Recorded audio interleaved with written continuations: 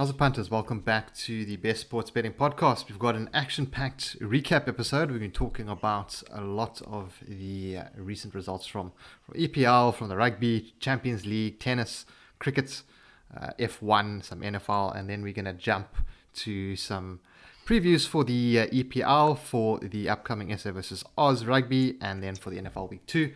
With me, as always, is Simon. Simon, let's start off with, I think, the biggest kind of news in South Africa, which is South Africa losing to Oz, which we really liked the plus 9.5, plus 10.5 that was on offer. Gobbled that up, and Australia beat us by 2 in the end. I think, 28-26, so Yeah. Well, big we upset. both. Yeah, absolutely. I mean, we both tipped up Australia on the handicap, and managed to do us one better and win the match outright. It was quite an ill-disciplined game. I mean, there were 4 yellow cards. I think for me the turning point was actually quite early on. It was after that yellow card against Sia Khaleesi. I think it was 16 minutes into the game. And then the momentum kind of swung quite heavily towards Australia. But in those kind of games, I think if your penalty kicking is not on point, you struggle. And I mean, I don't think Andre Pollard and Quade Cooper could have been in more contrasting kicking Forms, form. yeah. I mean, we left 10 points on the field, and I think Quade Cooper got every single kick over. So that certainly didn't help our case. But yeah, it's funny. Often when you have these handicaps, like in the region of about 10 points, it's quite easy a team will win outright, and you kind of kick yourself not for taking it. But Yeah. I didn't see them winning outright. I thought SA would win a close game, maybe by 3 or something like that. But yeah. You know what? I'm sad we lost. I would have liked SA to have won the game and for Australia to cover the cap. I'm not sure if you caught any of the build-up. There was the journalist Markiane who wrote a pretty nasty write-up. He called it champs versus chumps. And I didn't see that. No. Yeah, he took a lot of flack for it, and I'm sure he's kind of eating a bit of humble pie. I'm sure, absolutely. Yeah, but it was a pretty funny read, and the Twitter feed was pretty entertaining. But yeah, unfortunate for South Africa there, just getting found out really. Then the EPL, kind of everything went as expected. Arsenal picked up the win. Norwich didn't score though. I know, can't believe it. And Arsenal didn't score more than one. But that's all right. We had I was big on Manchester United. I said they were going to thrash Newcastle. They did thrash Newcastle. Ronaldo obviously bagged some goals there, and 4-1. Not really unexpected. Newcastle looking pretty dodgy this season, and then Chelsea beating Aston Villa. I think the only big upset was Spurs going down 3-0 away to Crystal Palace with a red card that they had there. Yeah, I mean, I had a push on what I felt was my strongest play last week, which was on West Ham on the draw no bet, Yes, which was okay. But I also really liked that both teams to score with Arsenal Norwich. So I'll have to definitely take those losses on the chin because it was ended up being a losing week for sure. Yeah, well, the week for me came out all right. But not too much to read into going into the next week. I think we've got some interesting fixtures which we'll jump into later. But there was also some Champions League, there was Champions League on Tuesday and Wednesday. I know we both didn't watch this. I kind of completely forgot about the Champions League after all of the Europa League that we've had recently. There weren't too many big fixtures other than, I guess, Liverpool AC Milan, that 2005 kind of final that had that massive comeback, and the score was 3-2. Yeah. Kind of reminiscent of that as well. It was, yeah, Liverpool come back again, but it was quite an entertaining game, that I must say.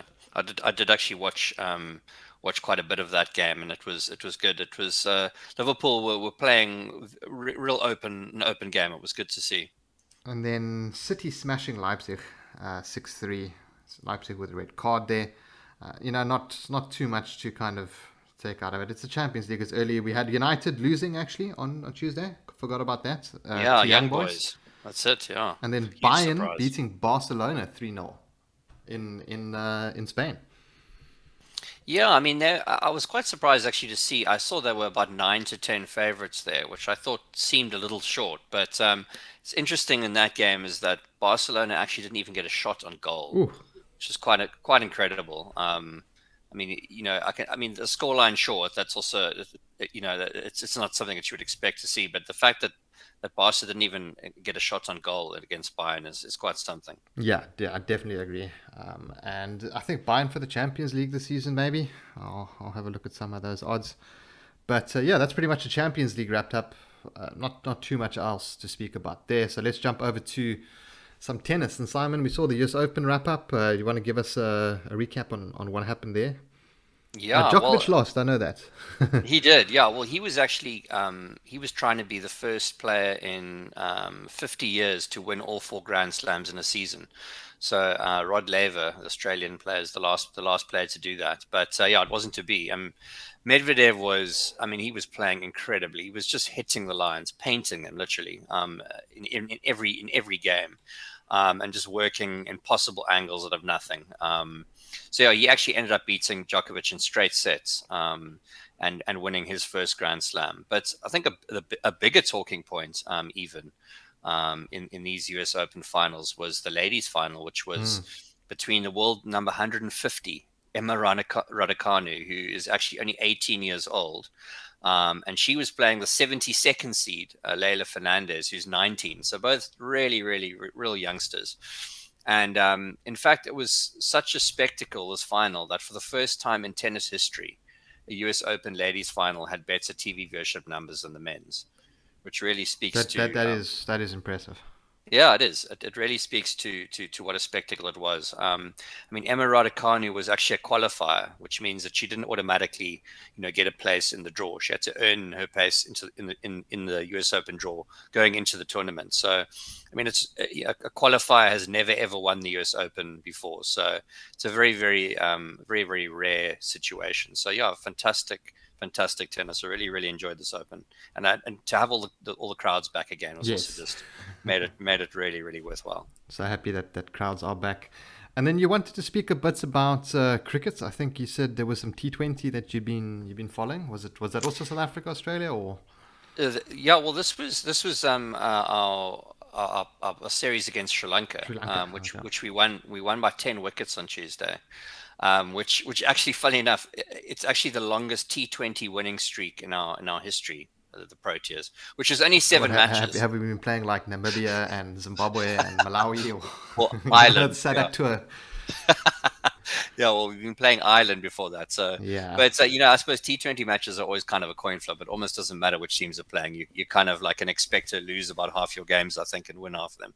But yeah, well, look, we did play well in the series, though. I think we finished off obviously by winning by 10 wickets. But I mean, largely thanks to a run of superb batting performances from Quinton de Kock. I mean, he's not a very reliable player, Quinny, but when he's no, on, like he certainly is on. So yeah, it's good to see him batting well again, and I hope he can keep it up. he's a poor man's AB in my book. Flashes of brilliance and then flashes of kind of Sure. brain deadness where he'll just swing at something and you know the bowler's just planted it there Yeah, for him to do that and he gets caught behind and absolutely. it's like, wow, you fell into the Yeah. trap over and over Yeah, again. very, very, very, very inconsistent. But yeah, as you say, just if he can just keep his head right and and, Yeah. and, and play it well, oh, he can really, really win games for us. Then the Italian GP, and I know you were quite excited about having another winner that's Mm. outside of Hamilton and Vettel. Not Vettel, Verstappen rather. Yeah, I mean, it's amazing to actually you kind of you just when it comes up, you just don't expect it. I mean, um, it was not only was it a surprise winner, but McLaren actually got first and second. So Daniel Ricciardo, who is a McLaren driver next to Lando Norris, he came in first, and Lando Norris came in just before him. So Ricciardo qualified in fifth, in about a fourth of a second, well, sorry, 0.4 of a second behind Bottas. And it was actually Ricciardo's first win since 2012. So basically, right at the beginning of his F1 career in Brazil was the last time that he won, and obviously was made all the sweeter that Lando Norris's teammate was second. So McLaren ended up getting maximum points for the race. But another interesting talking point from this was the accident Mm. between, which obviously made the opening for McLaren, Hamilton's to haircut. win this race. Yeah, sure. I mean, it was incredible. For those who didn't see it, I mean, Hamilton, Verstappen came out of the pits pretty much at exactly the same time, about halfway in the race. In fact, almost exactly halfway in the race, on the 26th lap. And they made contact. And Verstappen, which just went flying through the air, and his car actually fell right on top of Hamilton. And I'm pretty sure that the only reason that Hamilton can live to tell the tale and survived it was because of the halo, Yes. which is a safety Yes. feature of the car, just above the driver's head. It's a very Which saved another drive. I read an interesting article about it, and Hamilton was actually criticizing it before it came into effect. The halo, he says it looks ugly, it Yeah, looks terrible. yes. Yeah, that's absolutely right. Yeah, well, I mean, you must actually, if anyone wants to see something frightening, honestly, go and watch that YouTube. There's a YouTube video of the onboard camera from Hamilton's car, and you can see exactly what it looked like when you know Verstappen went flying through the air and landed on his head. He must have been absolutely shitting himself. Yeah, no doubt, Um, no yeah, doubt. so yeah, if you haven't gone to check that out, go onto YouTube and look for that. It's quite something to see. But a nice outsider win there. What were the odds there? Do you know offhand? Sure, Ricardo would have been. I mean, he has been nowhere this season. I think his best finish up until now was P5. So I don't know, but I'm guessing well over 100 to 1. Ooh, ooh, Yeah, ooh. yeah. So one of those rare times, maybe the one or two races of the calendar where the Hamilton or Verstappen don't win, and a nice outsider comes Yeah, through. no, I mean, if you think about the fact that generally the races who are predicted to come in third or fourth are normally, because there's such short odds on Hamilton and Verstappen, are normally around 20, 25. I'm pretty sure his odds were around the 100 mark or even bigger. All right, then let's jump over to NFL. Week one has concluded. You had some early bets. How did your bets do? I didn't watch. I Yeah. actually didn't watch any NFL this week. I did follow some of the results, but Yeah, so we had I backed a double. I thought it was. It, For some reason, I thought it was treble. I think I it might was have a put something in there. It was a double at just around 9 to 10, which did come in. We had the Panthers and 49ers both winning their games quite comfortably. They both covered the spread. But yeah, as you say, I mean, now that I'm living in South Africa again, I was living in the US for a while, and after moving back, it's sure I can't see myself staying up to watch No, many of the it's games because they just start way too late at night. yeah. So it's tricky to watch. So I did manage to catch what I think was, well, certainly was the biggest upset. I don't know if the biggest game, but the best game, but certainly the biggest upset of the weekend, which was the Saints annihilating the Packers. Oof, yeah, 38-3, eh? Yeah, as 3 point underdogs. So yeah, I mean you have two very high quality teams, both with veteran quarterbacks. So it's not often you see one side, getting Blown out so completely, yeah. outplayed by another. I mean, Aaron Rodgers and his team had to settle for a field goal and lost Yeah. 38-3. So that At least they scored was three, quite eh? enough. It was a Yeah, complete shutout. they got on the board. Yeah, but huge upset. Yeah, so NFL Week 2, we'll be having a look at that in a bit. So let's jump over to our kind of preview section where we're going to take a look at some of the upcoming fixtures. We're going to start off with the EPL. Let me pull it up here. We've got Newcastle taking on Leeds United. I think if there's a chance for Newcastle to get a point, it's here. Yeah, Newcastle big underdogs at home. You can get double chance 1.62, which is not bad on Newcastle against Leeds, but hmm Leeds aren't that bad to be honest. Then other big fixtures, nothing much to speak of to be honest. We've got Tottenham versus Chelsea, which is taking place on the Monday night, I think. And we've got City versus Southampton. Should be easy win for City there. Burnley taking on Arsenal. A possible chance for Burnley to pick up an upset win there. Arsenal, but even money favourites. I'm not really keen on betting on or against Arsenal at this point. And Liverpool taking on Crystal Palace. Liverpool obviously heavy favourites there. Not too much value in this card that I can see. yeah. I must say, nothing is really jumping out at me here. I can make a case for a few teams, but again, there are a lot of really short prices. One game though that I do like the look of is actually the game that you mentioned first, which is the first kickoff of the weekend, and that's Newcastle hosting Leeds. And On I actually Friday think, night, yeah. On Friday, yes, and I actually think I expect there's going to be goals in this one. Whew, Um, Newcastle and goals. Yeah, I think with these, I mean, look, towards the end of last season, Newcastle were scoring against everyone they played against, even City. So I actually like over 2.5 is 5 to 10, which is an incredibly short price. That is very Um, short. but you can get over 3.5 at odds of just over 15 to 10. And obviously, 4 goals in a match is a big ask, but I still think it's got a very good chance of landing. I could see this game quite easily being something like 3-2 or 3-1 to Newcastle, or quite easily be 2-all. So yeah, I think that one should be quite an entertaining one. So in a car that looks a bit hard to find an outright winner, I like the overs in that game.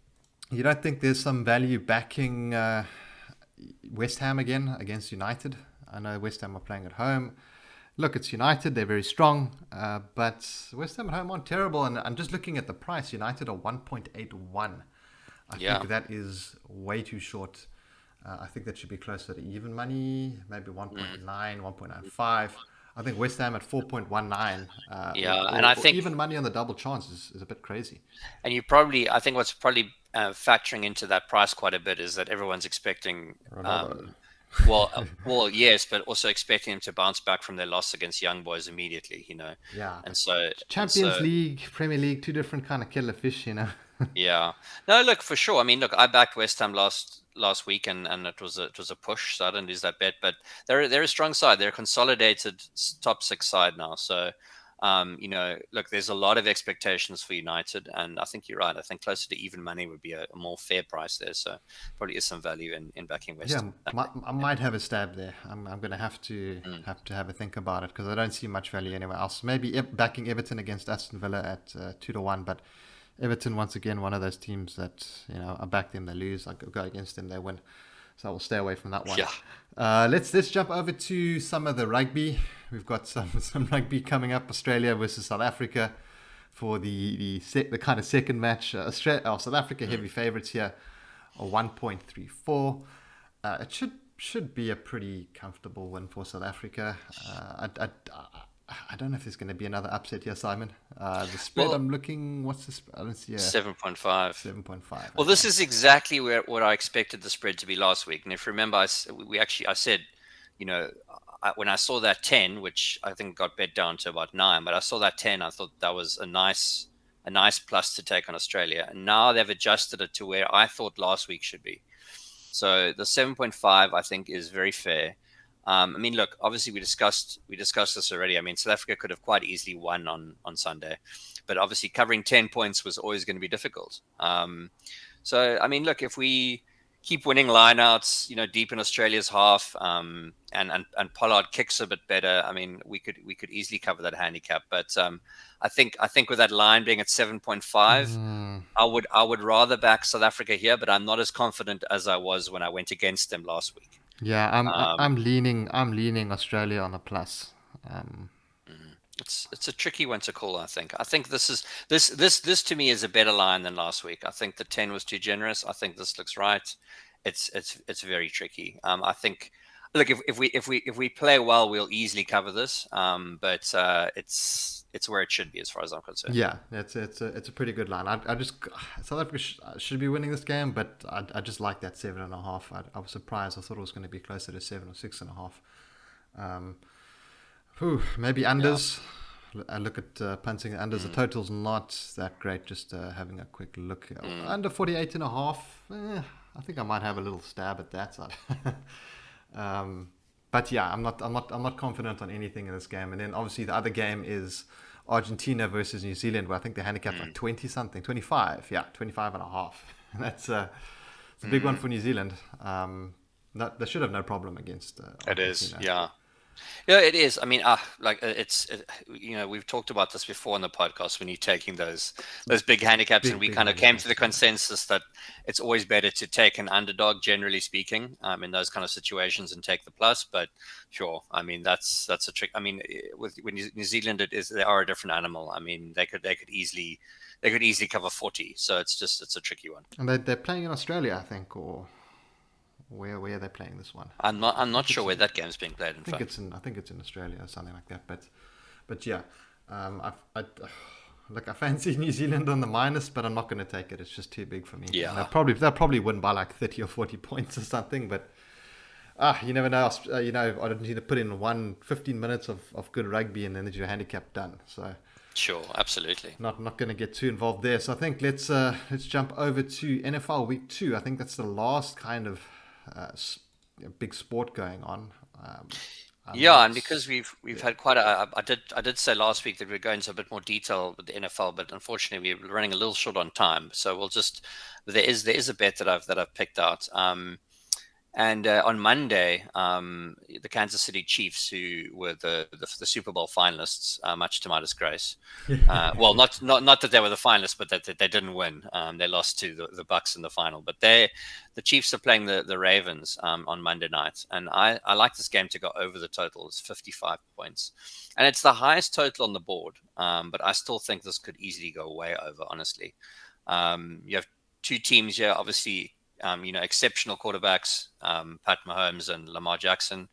And both their playing styles are more to outscore opponents rather than kind of grind out wins by keeping their defensive units on the field.